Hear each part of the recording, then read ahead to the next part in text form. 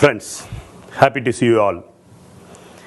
இன்னைக்கு இளைஞர்களாகட்டும் மாணவர்களாகட்டும் நம்ம சொல்கிறப்பவே value missing, அவர்களிடத்திலே வாழ்க்கையினுடைய மதிப்பீடுகள் இல்லை அப்படின்னு ரொம்ப சாதாரணமாக சொல்கிறோம். மாணவர்கள் அப்படிங்கிறதும் இளைஞர்கள் அப்படிங்கிற ஒரு கருத்தையும் நம்ம போகிறப்போ பொதுவாகவே அவர்களை பார்க்கின்ற பார்வையை ஒரு நல்ல நோக்கத்தோடு பார்க்குற பார்வைகள் தெளிவாக இல்லை. இளைஞர்களுக்கு முன்மாதிரியாக இருக்கின்ற பெரியவர்கள் அவர்களுக்கான டெம்ப்ளேட், வாழக்கூடிய வாழ்க்கையினுடைய வழிமுறைகளை கொடுத்துருக்காங்க. அது ஃபுல்லாக பொல்யூட்டான ஒரு வழிமுறையாகவும் பொல்யூட்டான ஒரு சக்ஸஸ் ஃபார்முலாவுமா இருக்குது. இதை பின்பற்றுகின்ற இளைஞர்களாக இருக்கிற ஒரு சூழ்நிலையில் தான் இளைஞர்களை நம்பி இளைஞர்களுக்கு மதிப்பு கொடுத்து இளைஞர்களினுடைய நம்பிக்கையை ஏற்படுத்துகின்ற ஒரு விதமாக ஒரு நபர் அவர்களுக்கு அடையாளம் காட்டப்படுகின்றார். இளைஞர்கள் யாரை நம்புகிறாங்கன்னா அவர்களை யார் நம்புகிறாங்களோ அவர்களே நம்புகிறார்கள். மாணவர்கள் யாரை நம்புகிறாங்கன்னா மாணவர்களை யார் நம்புகிறாங்களோ அவர்கள் நம்புகிறார்கள். அவர்களுடைய நம்பிக்கைக்கு உகந்தவர்களாக அவர்கள் இருக்கிறார்கள். இந்த அடிப்படையிலே நம்முடைய முன்னாள் பாரத ஜனாதிபதி பாரத ரத்னா டாக்டர் ஏபிஜே அப்துல் கலாம் அப்படிங்கிற அந்த மாபெரும் மேதையினுடைய பெயரை சொன்ன மாத்திரத்திலேயே இன்றைய இந்திய இளைஞர்களிடையே ஒரு எழுச்சியும் ஒரு உத்வேகமும் ஒரு ஒழுக்கமும் உருவாகுவதை நாம் காணலாம். ஏனெனில் நம்மில் எத்தனை பெரியவர்கள் இந்த காலத்து இளைஞர்களை நம்புகிறார்கள் என்பது இல்லை. ஆனால் இவர்கள் யாருகளுமே நம்பாமல் இந்தியாவினுடைய மொத்த எதிர்காலத்தையும் இளைஞர்கள் கையில் அளிக்க வேண்டும் என சொல்லி இளைஞர்களை முழுமையாக நம்பிய ஒரு மனிதர் யார் என்றால் அவர் டாக்டர் கலாம் அவர்கள். இந்த கலாமை மரியாதை செய்ய வேண்டும். கலாமின் மூலமாக இளைஞர்களிடையே ஒரு எழுச்சியை உண்டாக்க வேண்டும்.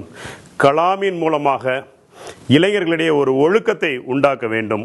அப்படிங்கிற ஒரு அடிப்படையிலே மாணவ சமுதாயத்திற்காகவே தன்னுடைய ஓய்வு நாளிலையும் அர்ப்பணித்து வாழ்ந்து கொண்டிருக்கின்ற கலாம் அவர்களை அப்ரைஸ் பண்ணுவதற்காக, அவர்களை மதிப்பிடுவதற்காக, அவர்களை உயர்த்துவதற்காக உருவானது தான் இந்த சலாம் டு கலாம் அப்படிங்கிற ஒரு இயக்கம். இந்த சலாம் டு கலாம் என்கின்ற மாணவர் இயக்கத்தினுடைய மிக முக்கியமான பணி என்ன எனில், இந்த அப்துல் கலாமுடைய கருத்துக்களை முழுக்க மாணவர்களிடையே கொண்டு சேர்த்து மாணவர்களை எழுச்சி பெற வைத்து மாணவர்களை உண்மையான மதிப்பு மிக்கவர்களாக மாற்றி எதிர்கால இந்தியாவை முழுக்க இந்த இளைஞர் சமுதாயத்திடம் ஒப்படைப்பதற்காக, பக்குவப்படுத்துவதற்காக உருவாக்கப்பட்டது தான். இதில் கலாம் அவர்களை முதன்மைப்படுத்தி கலாம் அவர்களது பிறந்த தினத்தை கொண்டாடி கலாம் அவர்களினுடைய அவருடைய வாழ்க்கை முறைகளை பின்பற்றி இளைஞர்கள் அனைவரும் ஒரு ஒழுக்கத்தினுடைய கட்டுப்பாட்டிற்குள் கொண்டு வர வேண்டும் என்ற அமைப்பில் உருவான இந்த சலாம் டு கலாம் பேரியக்கத்தினுடைய குறிக்கோள் என்னவெனில், அக்டோபர் 15 டாக்டர் கலாம் அவர்களது பிறந்த தினத்தை இந்திய மாணவர் தினமாக நம்முடைய மத்திய மாநில அரசுகள் அறிவிக்க வேண்டும். அதை ஒட்டுமொத்த உலக மாணவ சமுதாயமும் இந்திய மாணவ சமுதாயமும் கொண்டாட வேண்டும். அவருடைய கருத்துக்களை ஒவ்வொருவரும் உள்வாங்கிக் கொள்ள வேண்டும். அதனுடைய அடிப்படையிலேயே ஒரு தெளிவான சிந்தனை இளைஞர்கள் மத்தியிலே உருவாகி ஒரு மிகப்பெரிய ஒரு நல்ல தெளிவான ஒரு சமுதாயம் உருவாக வேண்டும் என்ற அடிப்படையில் உருவானது தான் அது. இந்த சலாம் டு கலாம் மாணவ இயக்கமானது பல்வேறு வழிகளில் இன்று பெரிய மனிதர்களால் போற்றாடப்பட்டு பல்வேறு வழிகளில் இது கொண்டு செல்லப்படுகிறது. அந்த அடிப்படையிலே இதுவரை இந்த சலாம் டு கலாம் இயக்கத்திற்கு நிறைய மனிதர்கள் நமக்கு சப்போர்ட் செய்து கொண்டிருக்கிறார்கள். டாக்டர் ஏடிஜிபி சைலேந்திர பாபு அவர்கள் இதற்காக கையெழுத்து இட்டிருக்கிறார்கள். காந்தியினுடைய பர்சனல் செக்ரட்டரி கல்யாணம் ஐயா அவர்கள் இதற்காக தன்னுடைய சப்போர்ட்டை கொடுத்திருக்கிறார்கள். எழுத்தாளர் லேனா தமிழ்வாணன் அவர்கள் இதற்காக தன்னுடைய ஒப்புதலையும் சப்போர்ட்டையும் அளித்திருக்கிறார்கள்.